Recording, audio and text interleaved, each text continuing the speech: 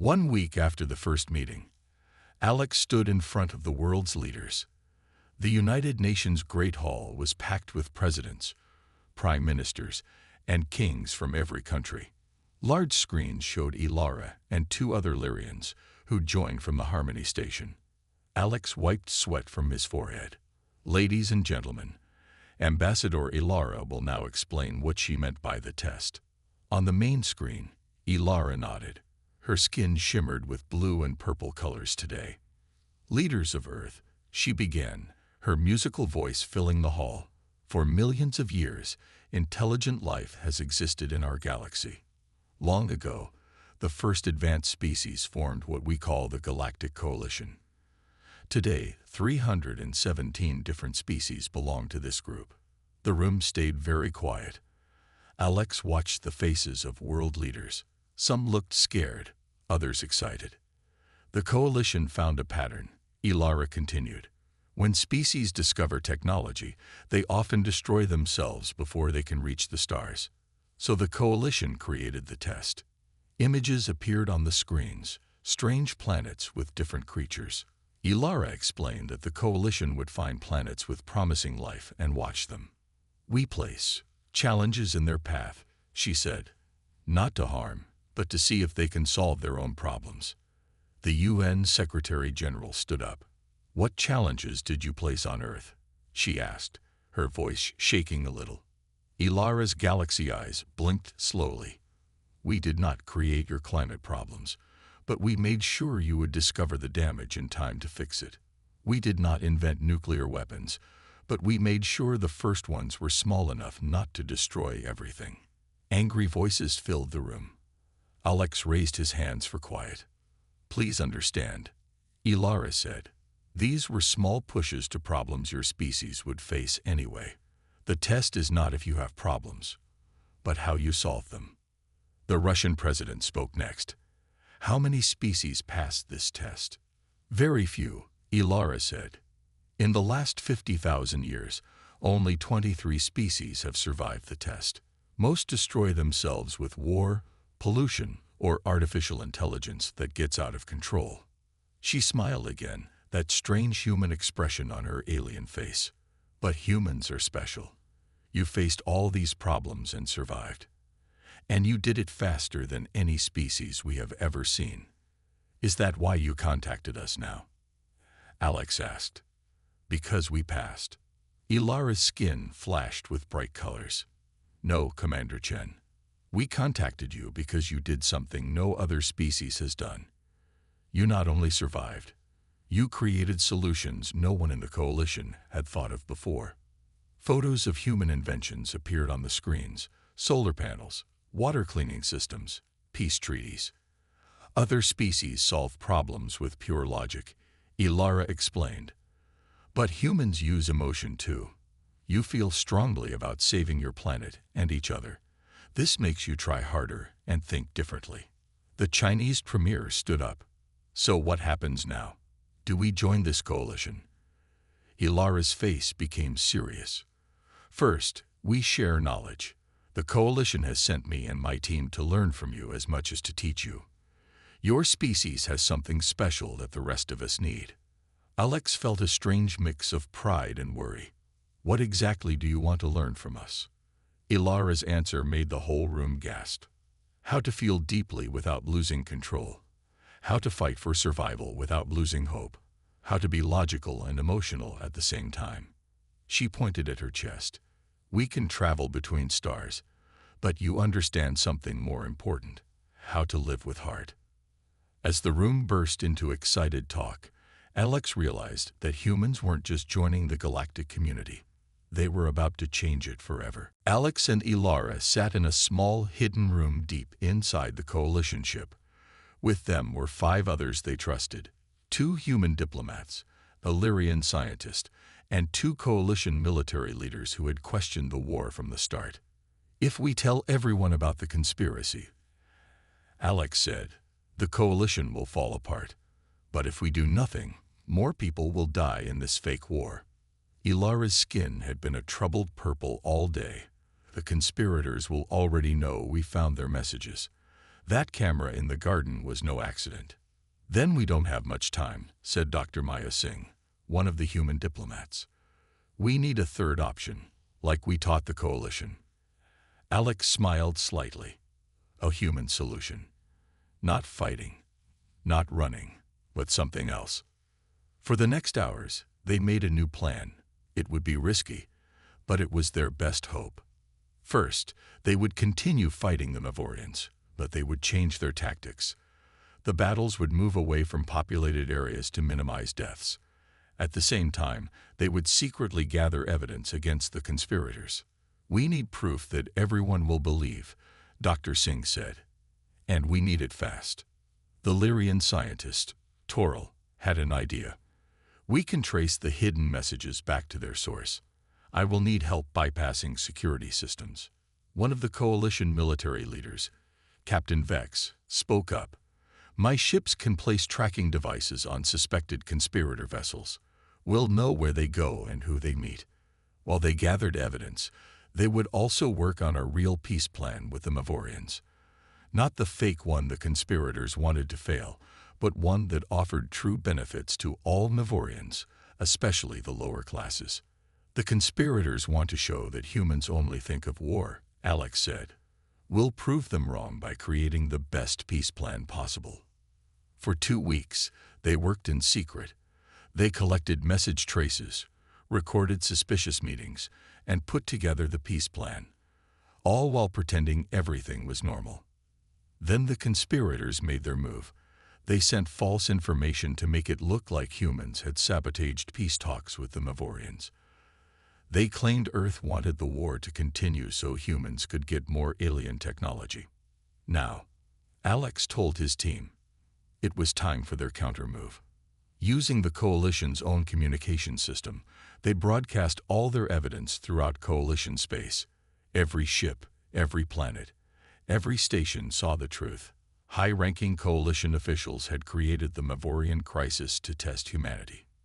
At the same time, they sent their peace proposal directly to the Mavorian leaders and to all Coalition worlds. The plan offered a fair solution that would benefit everyone, not just the winners. As the evidence spread, there was chaos. Coalition ships stopped fighting. Angry messages flooded in from Coalition worlds. People demanded answers from their leaders. The conspirators tried to deny everything, but the evidence was too strong. One by one, they were removed from power by their own people. In the middle of the chaos, Alex was called to an emergency meeting of the Coalition Council. He expected anger, maybe even arrest. Instead, he found the remaining council members waiting to hear what humans would suggest next. You found a third path, said the council leader, an ancient being with white skin and wise eyes. Instead of revenge for the conspiracy, or letting the guilty escape, you chose justice with truth. Alex looked at Ilara, who stood proudly beside him. That's the human way, he said. We've learned it the hard way, through thousands of years of mistakes. For the first time, the Coalition Council was ready to truly listen to what humans had to say. Commander Alex Chen stood at the window of the space station Harmony, watching the stars. His heart beat fast in his chest. Today was the big day. After 6 months of messages back and forth, humans would finally meet aliens face to face. Alex touched the United Earth Coalition badge on his blue uniform. At 42 years old, he had been chosen to speak for all humans. The job scared him, but he was ready. He had studied the messages from the aliens, called Lyrians, for months. Commander, they're here, said Lieutenant Park through the radio in Alex's ear. The Lyrian ship has docked. They'll enter through Gate 3 in 5 minutes. Alex took a deep breath. I'm on my way, he said. The halls of Harmony were clean and white. Alex walked quickly, his footsteps echoing. Other team members nodded at him as he passed. Scientists, soldiers, and diplomats from many countries had come to meet the aliens.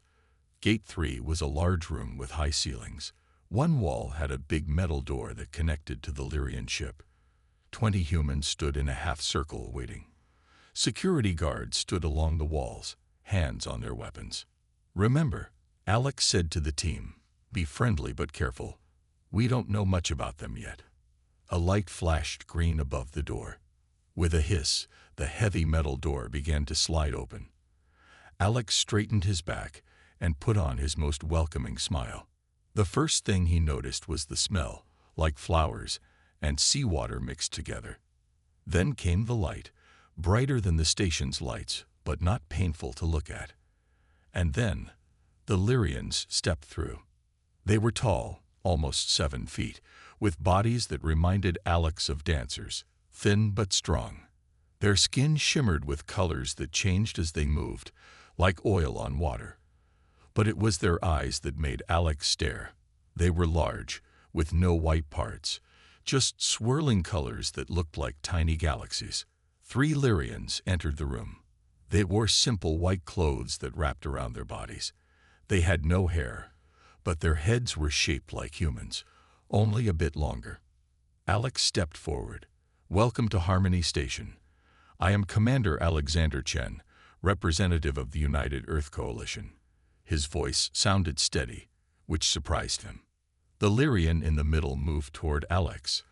Unlike the others, who seemed nervous, this one seemed sure of herself. Alex guessed she was female, though he knew alien gender might not work like human gender. What happened next shocked everyone in the room.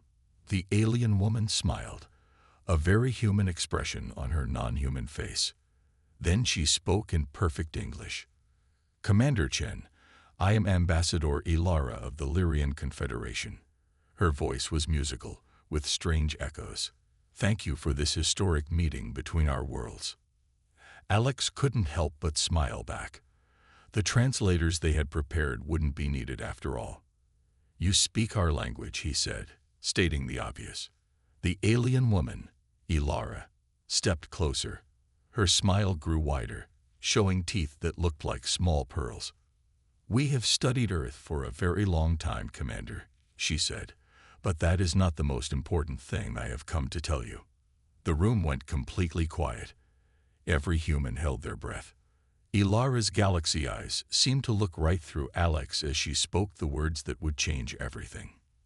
"Your species has been observed for centuries," she said softly. "You are the only ones who survived the test." Alex felt his knees go weak. "The test?" he asked, his voice barely a whisper. Ilara nodded.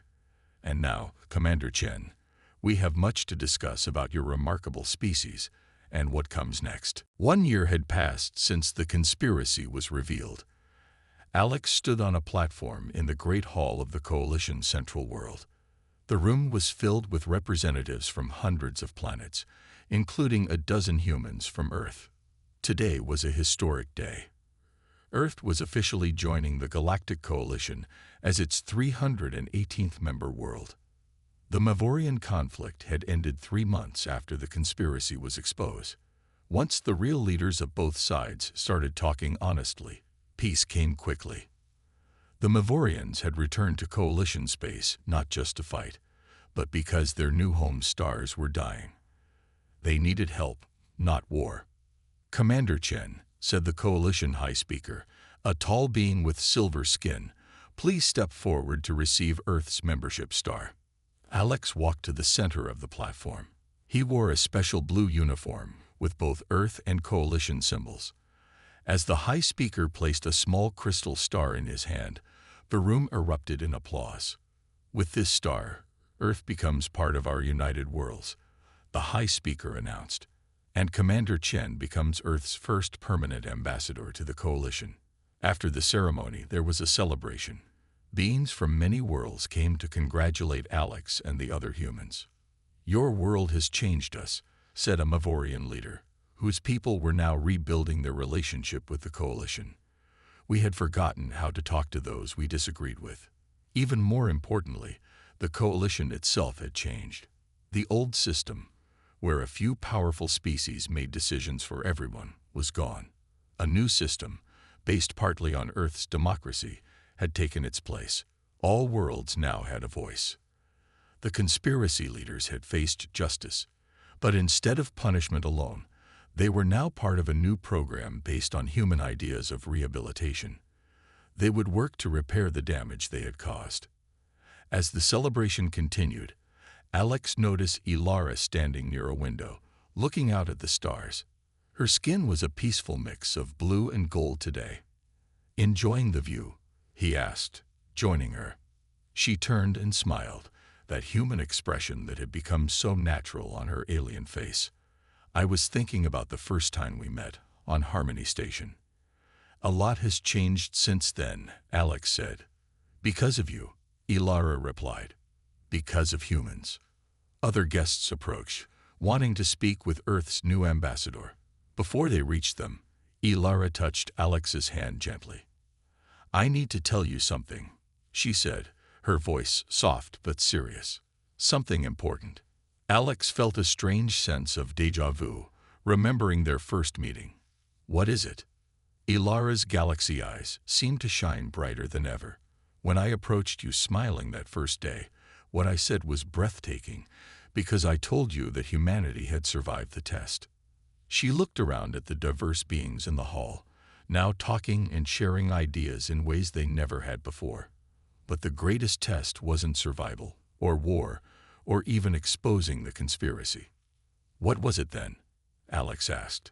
"It was whether you would choose revenge or reconciliation when betrayed," Ilara said. "You've taught the stars how to be better, Alex. Your species has shown us that true strength isn't in weapons or technology, but in how you treat others, even enemies."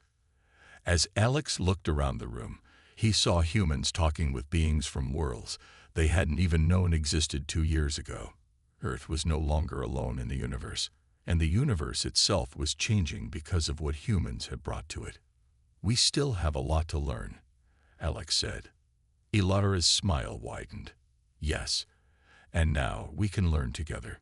Together, the human and the Lyrian turned to greet their fellow citizens of the stars, ready to build a better galaxy for all. Alex sat at a large round table in the United Nations emergency meeting room.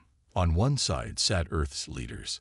On the other side, 7 alien representatives from different coalition worlds joined through hologram technology that the Lyrians had shared. Ilara stood in the center, her skin a deep worried blue. Behind her, a large screen showed images of damaged alien cities and strange ships firing weapons. "The Mavorians were thought to be extinct," Ilara explained. "They left known space 500 years ago, after losing a war with the Coalition. Now they have returned with weapons we have never seen before." The UN Secretary-General leaned forward. "Ambassador Ilara, while we sympathize with your situation, Earth has just met alien life. We are not ready for space wars." Ilara nodded. "I understand your fear. But the Mavorians will not stop with coalition worlds. If they win, they will eventually find Earth, and they do not share our belief in peaceful contact." Alex watched the faces around the table. The human leaders looked afraid. The alien representatives looked defeated. A tall, gray alien spoke next. "The Coalition Council is split on what to do. Many believe we should surrender to save lives. The Mavorians have already destroyed half of Pallor Prime. Millions are dead." "You're giving up?" Alex asked, surprised. The gray alien blinked its 4 eyes. "We have not had a major war in 2,000 years. Our weapons are good, but we have lost the will to fight. We prefer peace, even if it means living under Mavorian rule." Alex looked at Ilara. "Is this why you really came to Earth? You need soldiers." The room went quiet. Ilara's skin changed to a mix of colors he had never seen before. "No, Commander Chen," she said softly. "We need something far more valuable than your weapons or your warriors." She walked closer to Alex. "Your species understands something the rest of us have forgotten: how to fight for survival without losing your soul." Alex didn't understand. "What does that mean?" Ilara looked around the room, at humans and aliens alike. "The Coalition species have lived in peace so long that we've forgotten how to handle conflict. The Mavorians know only violence. But humans," she smiled slightly, "humans know both war and peace. You fight when needed, but you also know how to end fights and make peace again. You want us to teach you how to fight?" asked the Chinese premier. "No," Ilara said. "We want you to teach us how to win without becoming monsters, how to stand up for ourselves while still offering peace." Alex understood now. "You want our strategy, our experience with conflict resolution." Ilara nodded. "In all our history, no species has had as much practice with starting and ending conflicts as humans. You've had thousands of wars, but you've also created thousands of peace treaties. You know when to fight and when to talk." The Russian president laughed. "You make our bloody history sound like a good thing." "It has prepared you for this moment," Ilara said. Her voice became stronger, more urgent. "The Mavorians will reach Earth within 1 year unless they are stopped. Will you help us find a better way? Not just surrender, not just destruction, but a third path." The world leaders looked at each other. The American president stood up. "We need time to discuss this," she said. "This is a decision that affects all humanity." Ilara bowed slightly. "I understand. But remember, Commander Chen," she said, looking directly at Alex, "when I first approached you smiling, what I said was breathtaking because it was true. Humanity is special. Now we need that special quality more than ever." As the meeting ended, Alex knew that whatever Earth decided, the galaxy would never be the same again. 2 days after the emergency meeting, Alex stood in front of the United Nations again. This time, military leaders from the world's top armies sat in the front row. Their faces were serious as they looked at the pictures of destroyed alien planets. "The coalition has superior technology," General Williams of the United States said. "But they don't know how to use it in a war. It's like giving a gun to someone who has never seen violence." Alex nodded. "That's why they need us. Not for our weapons, but for our minds." The debate had been going on for hours. Half the room thought Earth should stay out of the alien war. The other half believed helping the coalition was the only way to protect Earth in the future. "If we don't help them now," Alex argued, "the Mavorians will defeat the coalition and eventually find Earth.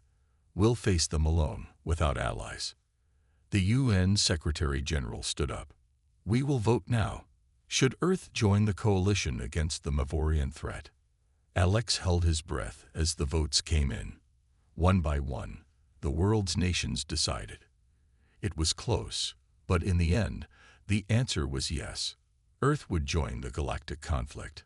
Later that day, Alex met with a team of Earth's best minds. There were military generals, peace negotiators, historians, game theorists, and even some professional chess players.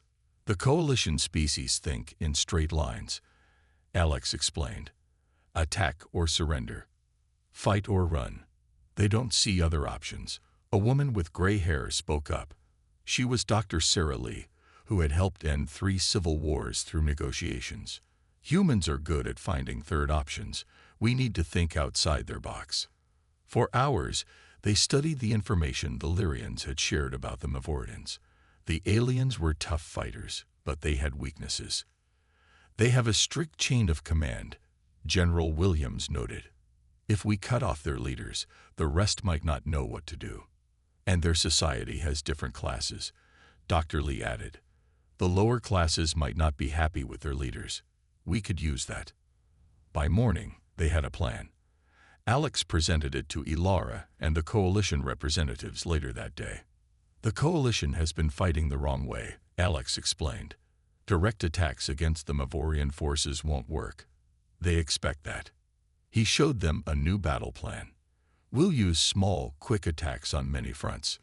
Hit and run. Make them chase us. Wear them down." Ilara's skin turned a confused yellow. "This is not how space battles are fought. There is no honor in this approach." Alex smiled. "This isn't about honor. It's about saving lives. We also need to send messages to the lower-class Mavorians. Offer them a better life if they stop fighting." The gray alien looked shocked. "Talk to the enemy during a war. Impossible." "Not for humans," Alex said. We've learned that sometimes the best way to end a war is to make friends with part of the enemy. The plan was unusual to the aliens. They had never thought of using small attacks and talking to the enemy at the same time. But after much discussion, they agreed to try the human way. As the meeting ended, Ilara approached Alex. "This plan is strange to us, but I see its wisdom. You fight not just with weapons, but with words and ideas." Alex nodded. "That's the human way. We use everything we have."